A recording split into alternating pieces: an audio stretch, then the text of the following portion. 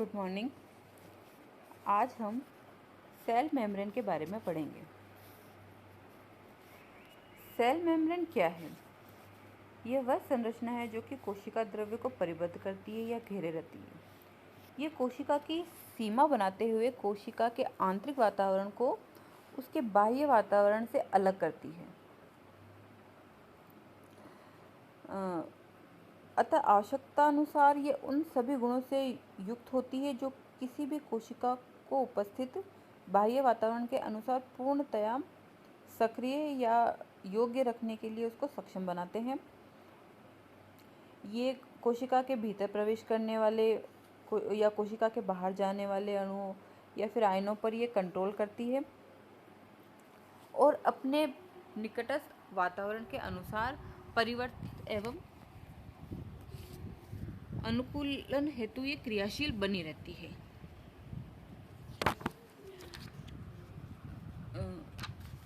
एक प्रकार से ये इसकी जो झिल्ली होती है यह ये डायनेमिक होती है, जो कि चयनात्मक, पारगम्य या फिर कोशिका की पहचान करने वाली या संचार जैसी क्रियाओं में ये सहायक होती है।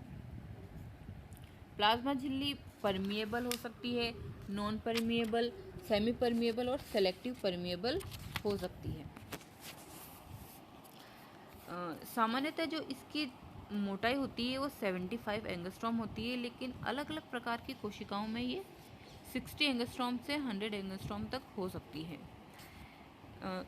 सेल मेम्ब्रेन पर अनेक छिद्र पाए जाते हैं जो कि 0.35 mm व्यास के होते हैं और ये झिल्ली की 0.1% सतह पर ही उपस्थित हो सकते हैं। ये भी कई प्रकार के हो सकते हैं, जैसे कि स्ट्रक्चरल पोर्स है इत्यादि प्रकार के।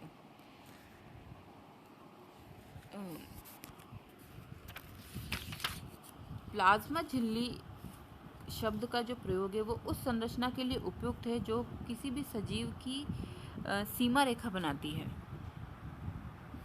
ये केवल इलेक्ट्रॉन सूक्ष्मदर्शी के द्वारा ही दिखाई देती है, जबकि प्रकाश सूक्ष्मदर्शी के द्वारा दिखाई देने वाली कोशिका की बाह्यतम सीमा ये सेल मेम्ब्रेन होती है।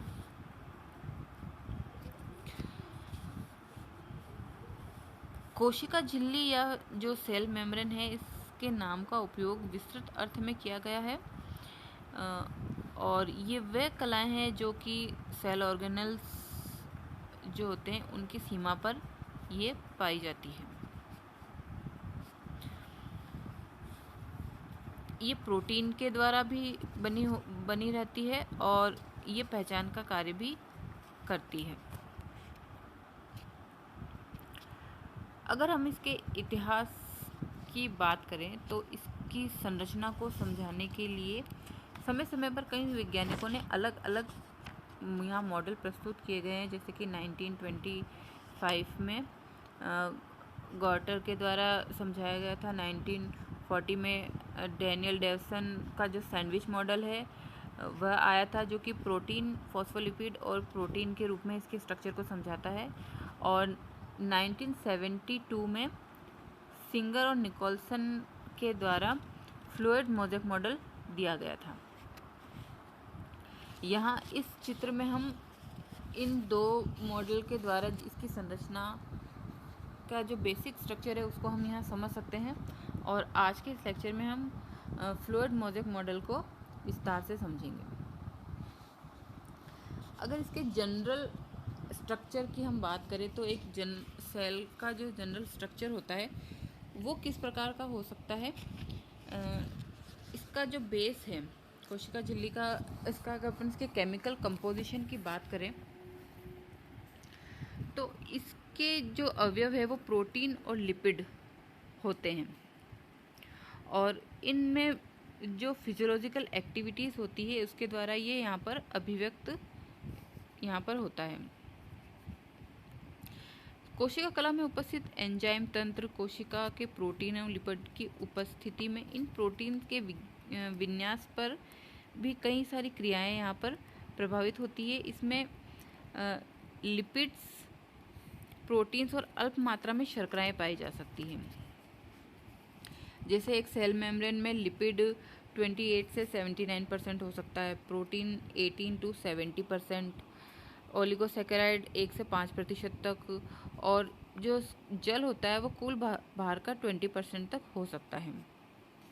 तो इस प्रकार इसके मुख्य घटक प्रोटीन और लिपिड ही है, और ये सभी घटक विभिन्न स्रोतों से प्राप्त कोशिकाओं में भी अलग अलग होते हैं। लिपिड में मुख्यतः फॉस्फोलिपिड, कोलेस्ट्रॉल आदि हो सकते हैं, और आंतरिक कलाओं में मुख्यतः फॉस्फोलिपिड ही पाया जाता है। इसके जब अपन स्ट्रक्चर की हम बात करते हैं तो इन पे जब अध्ययन किया गया तो इससे ये ज्ञात हुआ कि लिपिड के जो अणु होते हैं वो 2 स्तरों में व्यवस्थित होते हैं। फॉस्फोलिपिड जो होते हैं वो कुल लिपिड्स का प्रमुख भाग बनाते हैं, और ये एम्फीपैथिक यानी कि उभय संवेदी प्रकृति के होते हैं। ये अणु लंबे होते हैं और ये बाइपोलर होते हैं। इन दोनों स्तरों के लिपिड्स में अणुओं का स्थानांतरण नहीं पाया जाता है। इन स्तरों में प्रोटीन ही ऐसे अणु होते हैं जो कि एक स्तर से दूसरे स्तर में आते जाते रहते हैं। इन लिपिड व प्रोटीन अणुओं के द्वारा ये स्तर शीघ्रता के साथ जल स्तर पर बनाए जाते हैं। प्रत्येक फॉस्फोलिपिड अणु के 2 भाग होते हैं, head part and tail part. इन अणुओं के एक सिरे पर विद्युत आवेश उपस्थित होता है, इसलिए ये हाइड्रोफिलिक प्रकृति के होते हैं, और ये हेड ये गोलाकार या फिर ध्रुवीय सिरा होता है जो कि कोलाइन फॉस्फेट से बना होता है। टेल पार्ट जो होता है ये हाइड्रोफोबिक होता है, जो कि वसीय अम्लों के 2 अणु से मिलकर बना होता है, और ये अपने COH सिरे के द्वारा ग्लिसरॉल से जुड़ा होता है। ग्लिसरॉल शीर्ष भाग के फॉस्फेट से जुड़ा रहता है। अन्य प्रकार के लिपिड्स जो कि इसमें उपस्थित होते हैं वो सभी उभय संवेदी प्रकृति के ही पाए जाते हैं। लिपिड अणुओं के उपस्थित होने की ये जो व्यवस्था इस प्रकार की होती है कि इन अणुओं के जो पोलर एंड्स यानी कि जो हेड पार्ट होते हैं वो ये भाग बाहरी और भीतरी स्तर में, तथा बाह्य भाग की ओर जो होते हैं वो नॉन पोलर यानी कि कुछ भाग जो होता है यानी कि टेल पार्ट जो होता है वो भीतर की ओर पाया जाता है। टेल पार्ट इसमें अंदर की ओर और हेड पार्ट बाहर की ओर पाया जाता है, जैसे कि इस चित्र में देखा जा सकता है। फॉस्फोलिपिड इसमें बाई लेयर जो जल सतह होती है उससे संपर्क बनाते हुए यहाँ पर वो उपस्थित होते हैं, और इसमें जो लिपिड का जो बाई लेयर लिपिड में फॉस्फोलिपिड का जो वितरण होता है वो असिमेट्रिकल होता है, और अन्य लिपिड जो इसमें पाए जाते हैं उनमें सेरेब्रोसाइड, कोलेस्ट्रॉल आदि इसके अंदर उपस्थित होते हैं।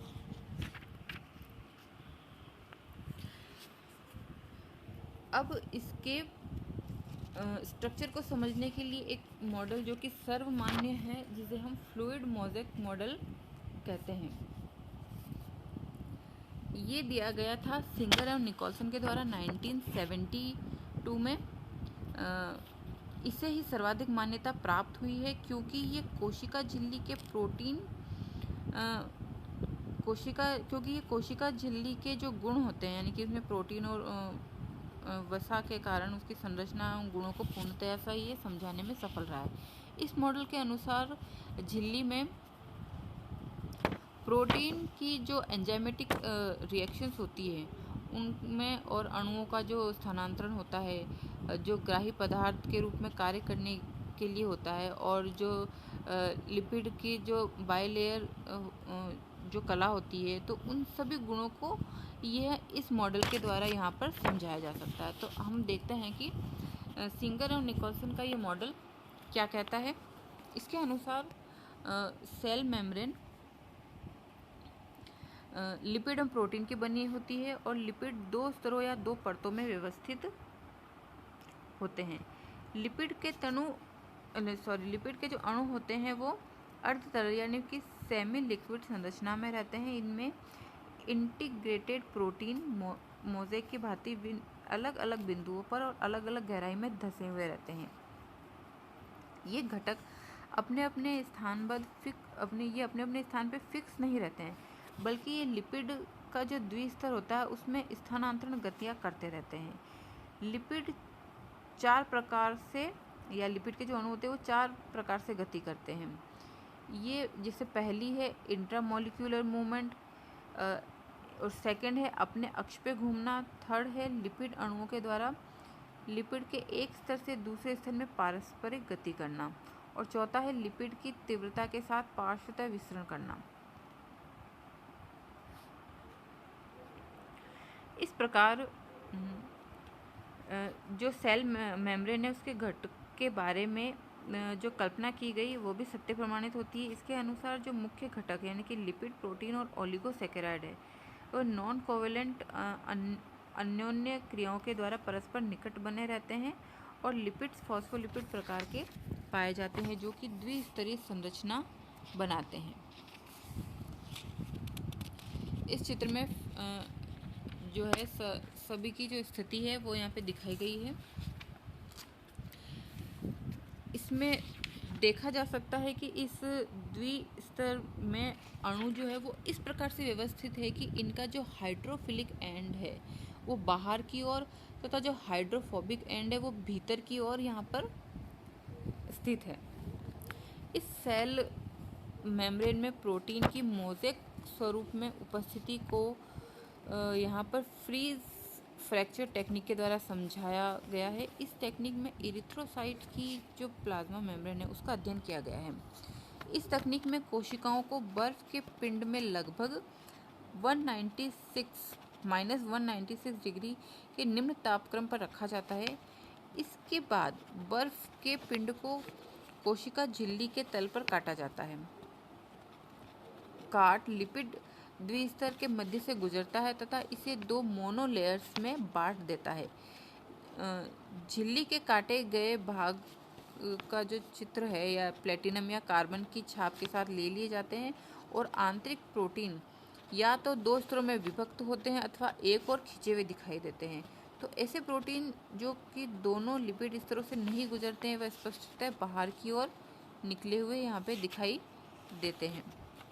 लिपिड की दोनों आणविक परतें एक दूसरे के साथ अत्यंत निकटता उपस्थित रहती है, और इस प्रकार से ये एक ही परत के रूप में दिखाई देती है। और इस मॉडल के अनुसार लिपिड परतों में प्रोटीन 2 प्रकार से व्यवस्थित होते हैं। लिपिड परत में धसे हुए प्रोटीन को इंटीग्रल या इंट्रिंसिक प्रोटीन, और लिपिड की परत जो है उसकी सतह पर सीमित गति करने वाले जो प्रोटीन होते हैं उन्हें पेरिफेरल या एक्सट्रिंसिक प्रोटीन कहते हैं। परिधीय प्रोटीन घुलनशील होते हैं और शीघ्रता के साथ प्लाज्मा झिल्ली से यहाँ पर ये आइसोलेट होते रहते हैं। ये लिपिड द्विस्तर के पूरी तौर पर बाहर की ओर उपस्थित रहते हैं, और आंतरिक या जो समाकल प्रोटीन होते हैं वो यहाँ पर फिर 2 प्रकार के होते हैं। सिस प्रोटीन जो कि लिपिड के आधे स्तर में धसे रहते हैं, और ट्रांस प्रोटीन या आंतरिक प्रोटीन लिपिड स्तर में आर पार उपस्थित होते हैं।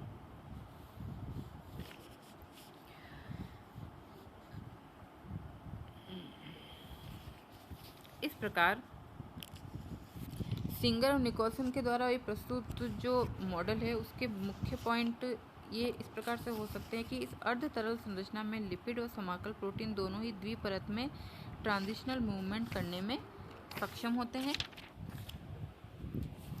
और लिपिड के अणु इसमें जो गतियाँ करते हैं अणु वो 3 प्रकार की हो सकती है। पार्श्व वितरण या ऊपर से नीचे की और विपरीत दिशा में।